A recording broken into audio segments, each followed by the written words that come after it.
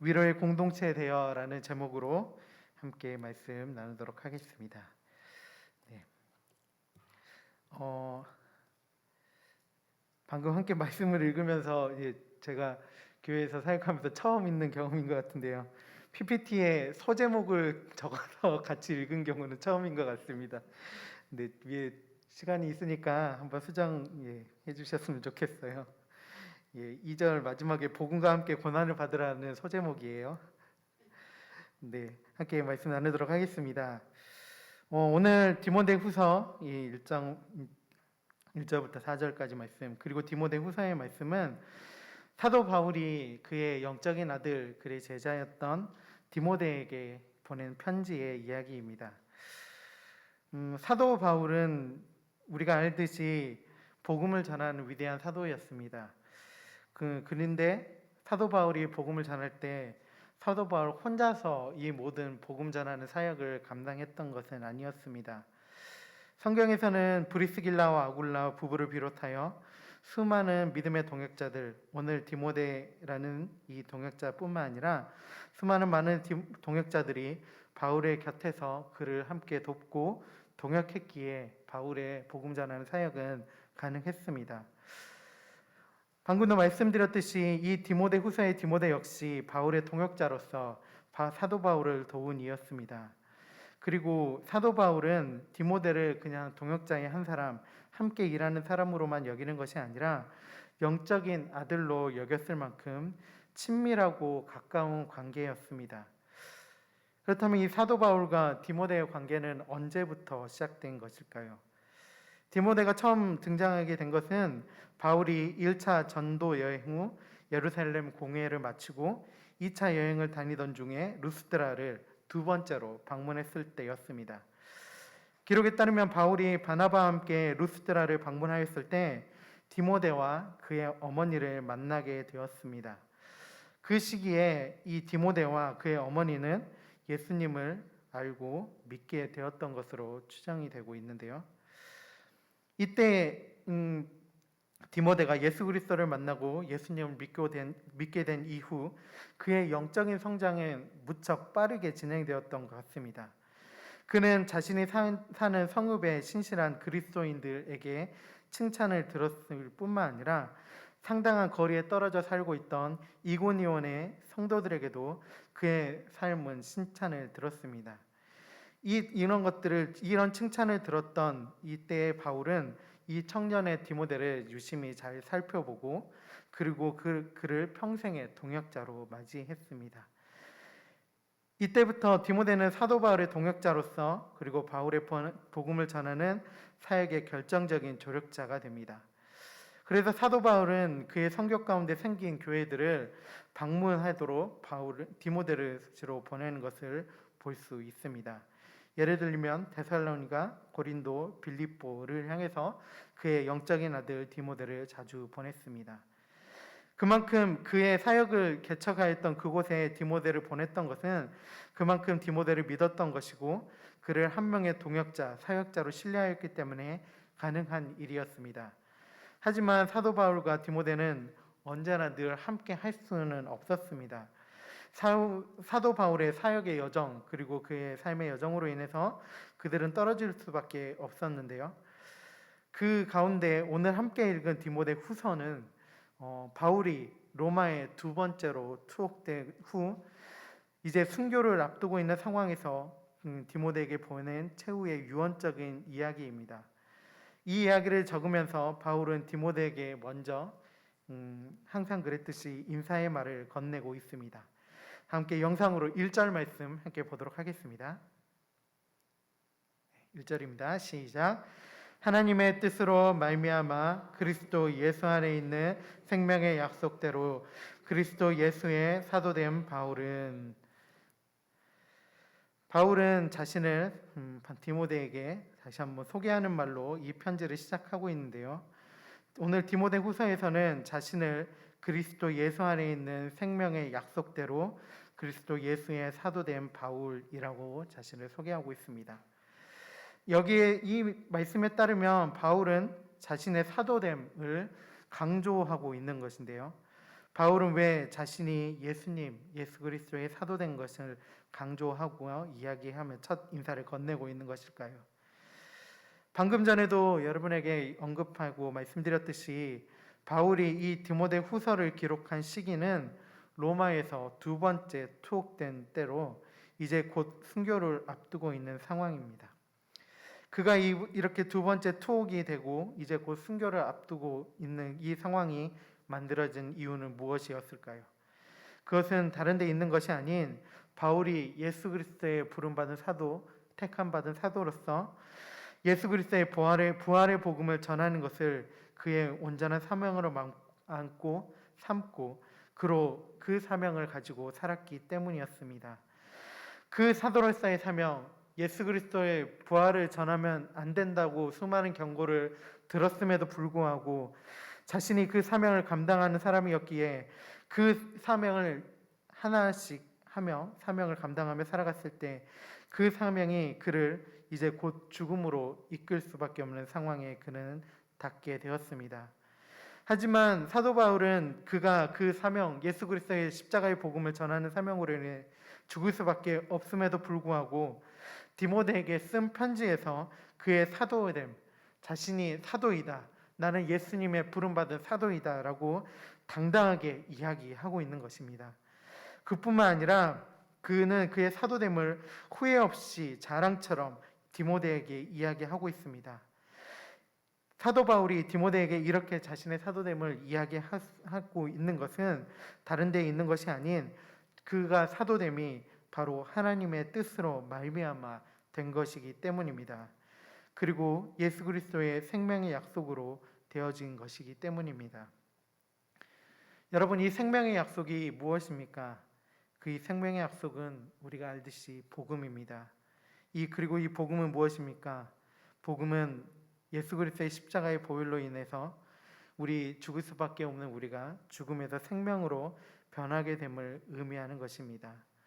그 생명이 그 예수 그리스도의 십자가의 보혈로 인해서 그 사도 바울은 예수님을 만났고 다메섹 도상에서 예수 그리스도를 만남을 통해 그 생명이 그의 안에 들어왔기 때문에 그 생명이 그에게 있기 때문에 그는 사도됨으로 인하여 그리고 예수 그리스도의 복음을 전하는 것으로 인하여 죽게 됨에도 당당하게 그리고 후회 없이 자랑을 하고 있는 것입니다.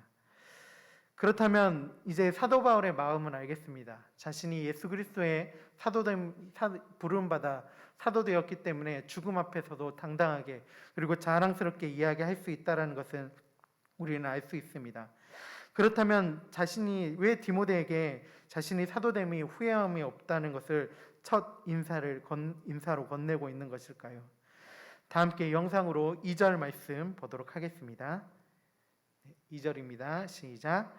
사랑하는 아들 디모데에게 편지하노니 하나님 아버지와 그리스도 예수 우리 주께로부터 은혜와 긍휼과 평강이 내게 있을지어다. 아멘. 하나님 아버지와 그리스도 예수 우리 주께로부터 은혜와 긍휼과 평강이 내게 있을지어다. 사랑하는 영적인 아들 디모데에게 긍휼과 평강을 바울은 전하고 있습니다. 현재 디모데는 이 디모데 후서가 기록되었을 때 그리고 디모데 전서 또한 마찬가지입니다. 이때 에베소의 목회자로서 사역을 하고 있었습니다. 부르심을 받아 예수 그리스도의 그 십자가의 보혈로 인하여 부르심을 받아 사역하고 있었던 그이겠지만 얼마나 그것이 감당하기 힘든 일이었을까요? 그의 옆에는 그가 의지할 만한 영적인 아버지 바울은 그의 곁에 없고 심지어 들려오는 소문은 이제 곧 그의 영적인 아버지인 바울은 죽게 될 상황에 놓여 있으니 말입니다. 이런 상황에서 디모데는 에베소에서 복음을 전하는 사역을 하고 있었습니다. 바울이 디모데에게 은혜의 평강이 있기를 원한다라고 했던 이유는 바로 그런 디모데, 홀로 에베소에서 사역하고 있던 그 디모데를 격려하기 위함이었을지 모릅니다. 그의 마음에 은혜와 긍휼과 평강이 가득하기를 원하는 마음이 있었을지 모릅니다. 그를 너무나도 사랑하기에 그의 영적인 아들 디모데를 너무나도 사랑하기에 그리고 자신이 걸었던 그 길을 동일하게 걷고 있는 그의 힘든 것들을 자신 또한 알았기에 그에게 이렇게 위로의 말을 전하고 있는 것일지 모릅니다. 여러분, 이 시대를 살아가고 있는, 그리고 우리가 함께 예배를 드리고 함께 공동체, 예수 그리스도 안에서 한 공동체를 이루는 우리의 모습이 오늘 이 바울과 같아야 되지 않을까 싶습니다. 우리의 교회의 모습이 이 바울이 전했던, 디모데에게 전했던 이 한마디, 은혜와 긍휼과 평강이 내게 있을지어다 라고 디모데를 위로했던 그 바울의 모습과 같아야 할 것입니다. 죽음을 앞두고 있는 상황에서도 영적인 아들 디모데를 생각하며 그를 위로하기 원했던 바울, 그처럼 우리도 우리 서로를 돌아볼 수 있어야 합니다. 그것은 우리도 예수님으로부터, 그리고 하나님으로부터 위로를 받은 자들이기 때문입니다.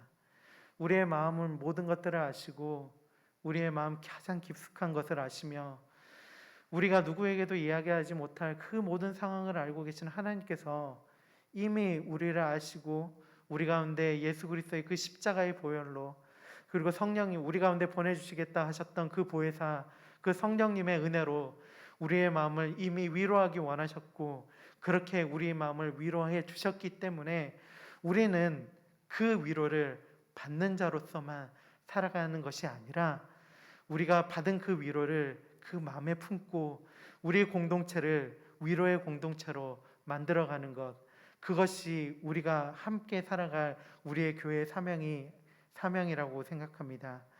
그래서 그 위로, 우리가 함께 위로의 공동체가 되어 바울처럼 그 사랑하는 아들 디모데를 위로했던 그 입술의 고백처럼 함께 위로할 때 그 위로는 우리가 타인에게, 그리고 우리의 옆에 있는 우리의 성도님들에게 상하는 것이지만 결국 그 위로는 우리 공동체 안에 돌고 돌아 다시 나에게 돌아오는 위로가 되기 때문에 우리는 바울처럼, 이 디모데를 향해 위로를 건넸던 바울처럼 위로를 함께 하는 자가 되어야 합니다.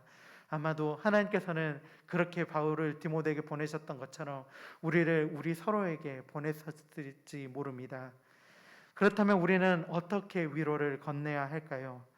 다 함께 영상으로 3절과 4절 말씀 함께 보도록 하겠습니다. 3절 4절입니다. 시작.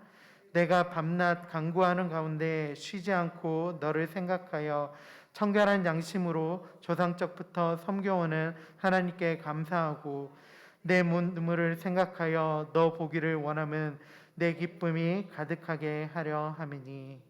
아멘. 바울은 밤낮 간구하는 가운데 쉬지 않고 디모데를 생각하고 있다라고 했습니다. 쉬지 않고 생각했다. 여러분 무슨 말인지 아시겠습니까? 바울은 그의 영적인 아들 디모데를 위해 쉬지 않고 기도했다라는 이야기입니다. 그냥 편하게 내가 너를 위하여 기도하였다라고 할 수 있지만 바울은 그렇게 표현하지 않고 너를 쉬지 않고 생각하였다라고 합니다. 우리가 서로를 향해 쉬지 않고 서로에 있는 상황들을, 그리고 서로의 아픔들을 쉬지 않고 생각할 때 우리의 입술에서 함께 기도하는 것이 나옵니다. 우리가 서로를 생각하지 않으면 상대방에 대한 기도는 전혀 나오지 않습니다. 바울이 쉬지 않고 디모데를 위해서 평강을 전할 수 있고 그리고 기도할 수 있었던 것은 그 영적인 아들을 사랑함으로 그들을 계속해서 생각하고 있었기 때문입니다. 우리도 그렇게 서로에 대한 상황들, 그런 것들이 있다면 서로 함께 기억하고 함께 나누며 함께 계속해서 쉬지 않고 기도할 수 있어야 합니다. 그리고 우리는 감사해야 합니다. 바울은 이제 하나님께 청결한 양심으로 조상적부터 섬겨오는 하나님께 감사하였다라고 하고 있는데요. 아까도 말씀드렸듯이 지금 현재 바울의 상황은 겉으로 보았을 때 감사할 수 있는 상황이 아니었습니다. 이제 곧 그는 투옥된 상태에서 곧 죽음을 맞게 되는 그런 상황이었기 때문입니다. 그럼에도 불구하고 그는 감사한다라고 이야기했습니다. 이 감사는 다른 어떤 것을 향한, 그리고 다른 타인을 향한 감사가 아닌 하나님을 향한 감사였고, 청결한 양심으로 조상적부터 섬겨오던 그 하나님께 감사를 표현하고 있는 것입니다. 여러분, 우리도 그렇게 감사해야 합니다. 그렇다면 감사가 어떻게 위로가 될 수 있겠습니까? 감사에는 힘이 있습니다. 우리의 입의 말과 태도는 쉬이 다른 사람들에게 전파가 됩니다. 우리가 서로 이 삶을 살아가며, 그리고 이 영적인 공동체 가운데 함께 살아가며 하나님께 우리의 감사를 늘 표현할 때 우리 안에는 감사의 공동체로 변하게 될 것입니다. 그리고 그 감사의 공동체로 변하게 될 때 그 감사는 힘이 있어 우리 모든 사람들에게 감사가 전파되게 될 것이며, 때론 우리 안에 불만과 그리고 아픔, 그리고 여러 가지 다른 이야기들이 있을 때 그 감사로 인해서 우리의 공동체는 하나가 되고 그 감사의 공동체가 되어 서로에게 선한 영향력을 끼칠 수 있기 때문입니다.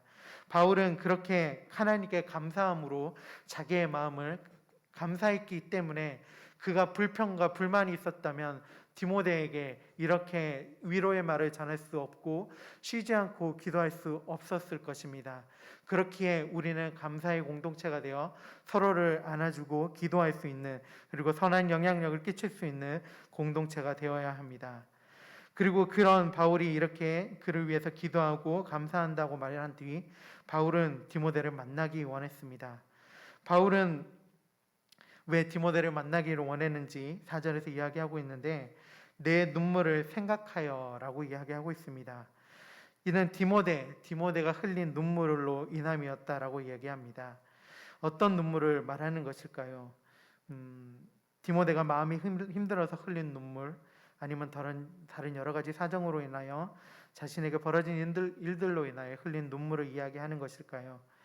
정확하게는 이 이야기를 알 수는 없지만 성경의 학자들은 이 디모데의 눈물에 대해서 이렇게 이야기합니다.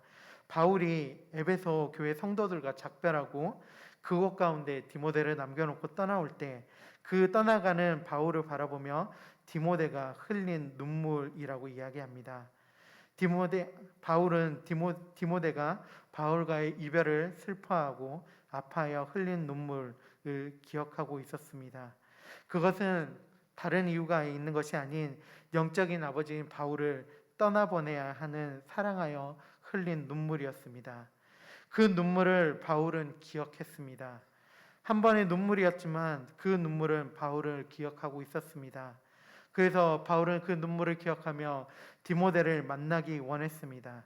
그리고 그 디모데를 만나기 원했던 것은 다른 것을 자신이 기쁘기 위해서가 아닌 디모데에게 기쁨이 가득하게 하기 위해서다라고 이야기하고 있습니다. 사도로서 부름을 받아 복음을 전하다가 이제 죽게 되었는데도 바울이 이제 영적인 아들 디모데가 기쁨이 넘치기를 원하고 있는 것을 우리는 볼 수 있습니다.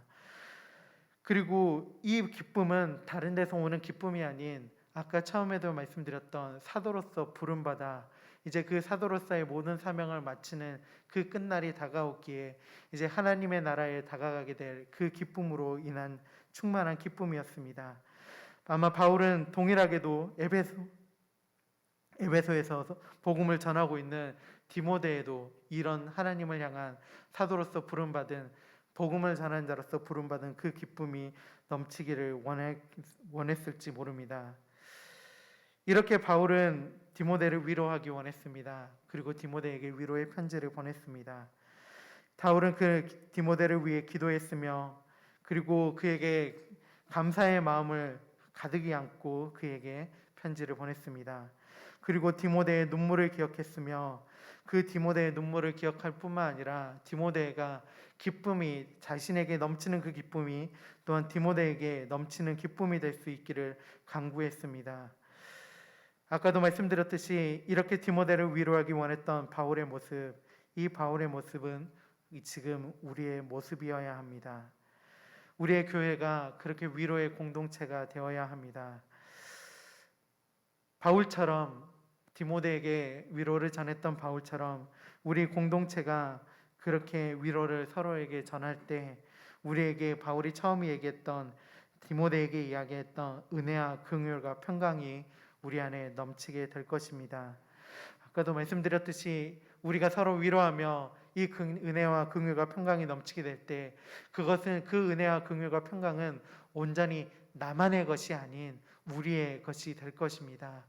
지금 나에게만 흘러 들어오는 것이 아닌 그 은혜와 긍휼과 평강은 다른 이들 우리와 함께 예배하고 함께 한 공동체로서 함께 살아가는 우리 성도들에게 흘러갈 것입니다. 우리의 믿음의 형제들에게 흘러갈 것입니다. 그렇기 때문에 우리 다시 한번 바울처럼 힘을 내어 하나님께서 우리에게 부르신 그 은혜를 함께 기억하며 서로를 위로하고 서로를 위하여 기도하고 서로의 눈물을 함께 기억하며 함께 위로할 수 있는 그런 공동체로 나아가는 우리 모든 장수교회 성도님들이 다 되시기를 바랍니다. 함께 기도하고 마치도록 하겠습니다.